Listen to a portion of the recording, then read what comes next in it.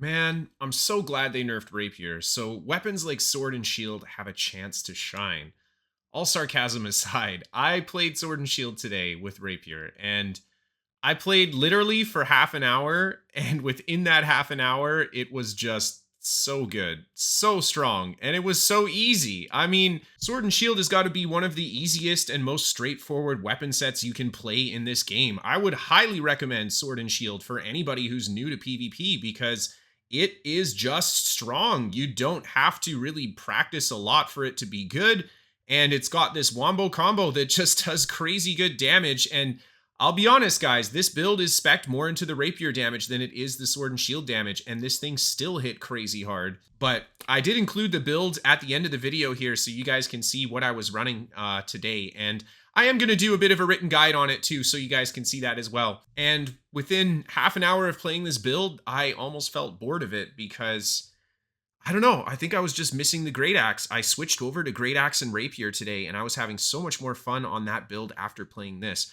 Not that this build isn't fun or anything, but I genuinely think like this build is not really for me. Either way, we got some footage, and I did want to give the build the old college try just to share some stuff with you guys. So without further ado, we'll get into that PvP commentary. Picking up a few kills up top there, and then I drop down. We've got 3 enemy players that are on top of me here, and we're just kind of waiting for that Sword and Shield stuff to come off of cooldown. So we're going to fight with the Rapier basically until the Sword and Shield is ready. And there we see I missed the stagger, unfortunately, so we're not able to get the full combo there. And these guys blast the crap out of me. I'm forced to pop my ultimate. I pop my healing potion, and the healing power is so strong. I am running Vampire's Vestments with this, but I think that there are better options. And there you see, man, just so much damage from the Sword and Shield. That poor guy goes down. And then I switch over to the Rapier and try to get on top of the mage here. And the staggers, oh my god, the staggers. It's just not fair. Any other weapon doesn't have staggers like this. I think Spear is the only thing that's really comparable, but Sword and Shield sticks to players a lot better than Spear can. And I get on top of him with the Rapier here, and there you see that beautiful Rapier damage. Really nice stuff. And pardon my bedhead face there, just didn't manage to clip the beginning portion of this OPR map because I had my camera off, so I just had to pull that one from the stream. We'll move on to the next part of the clip. Again, see, I'm very low health. We've got the guys chasing me around the corner. I take a lot of damage, but I use the gap closer just to break that distance and kind of reset. The combination of these two weapons, just great ability to break free and reset like that. And these guys come chasing around the corner, and I messed this up bad. Oh my god, we should have leaped long before they got that close to the wall. I end up going right over top of them, and then I flesh into the pole. Oh man, just not great all around, but that's okay. We put a lot of damage into him with the Rapier. We switch to the Sword and Shield. We get good damage again with the upheaval on him. And then I take a bit of counter damage, quickly just pop my potions, and there is the Stagger Parade. Oh my god, it's not fair, and it just opens up, landing all of those Rapier hits because there's so much snare attached to Sword and Shield as well. Then we switch to the Rapier, we get the damage on the next player, and he goes down too. Yeah, I mean it when I say it. Sword and Shield is just really easy to play. It gives you everything, and you don't really have to fight. I'm not saying that you don't have to fight smart. Obviously, fighting smart is good, but with Sword and Shield, it is very forgiving, and I think that's kind of what I'm trying to get at here.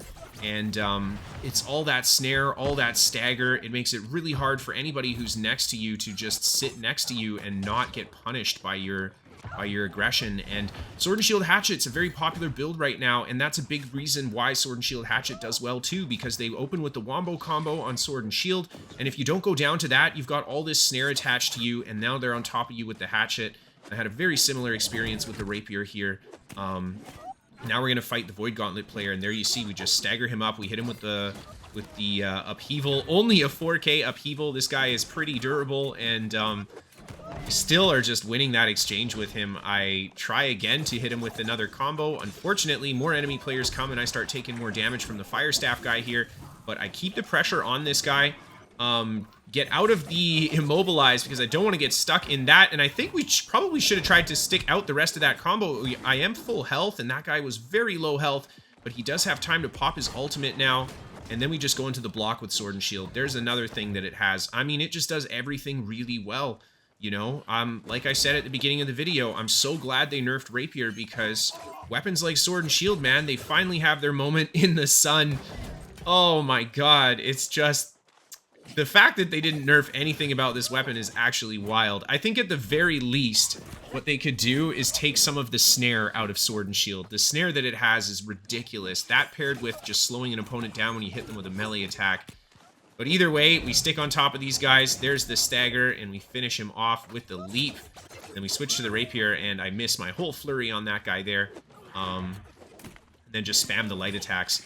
That too, the Sword and Shield light attack has excellent tracking, like similar to the Great Axe light attack, so oh my god, this stagger spam is just too much. Anyway, here's a look at the build, guys. Like I said, was focusing a little bit more on Rapier damage, but we've still got 100 strength, so we have okay Sword and Shield damage. I have a pretty crappy sword too, so yeah, whatever. It ended up working at the end of the day. Here's a look at my tree. I went for a very offensive tree, but basically you've seen this one before, probably, or a variation of it from other Sword and Shield builds. And then this is my favorite Rapier tree in the game right now.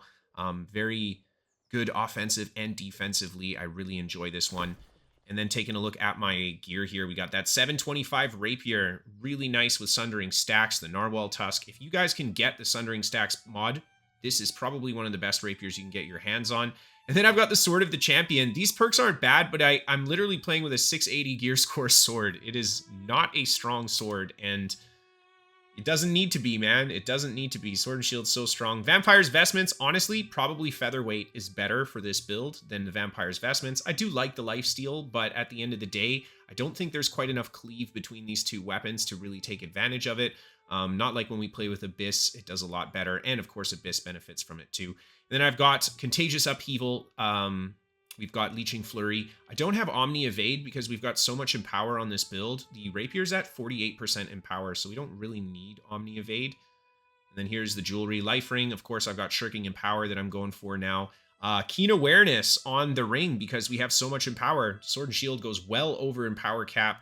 Then Endless Thirst, so strong right now. Your potions, if you use them, you can alternate them on an 80% cooldown, so you take no negatives from Endless Thirst, and you only get the positives, making it an actually really good artifact. If it didn't work this way, I honestly wouldn't use it, because it's not that good, and I would just use a regular non-artifact jewelry. There are the potions that I'm using. Here, a look at my resists, and that's the build, guys. I'll see you next time.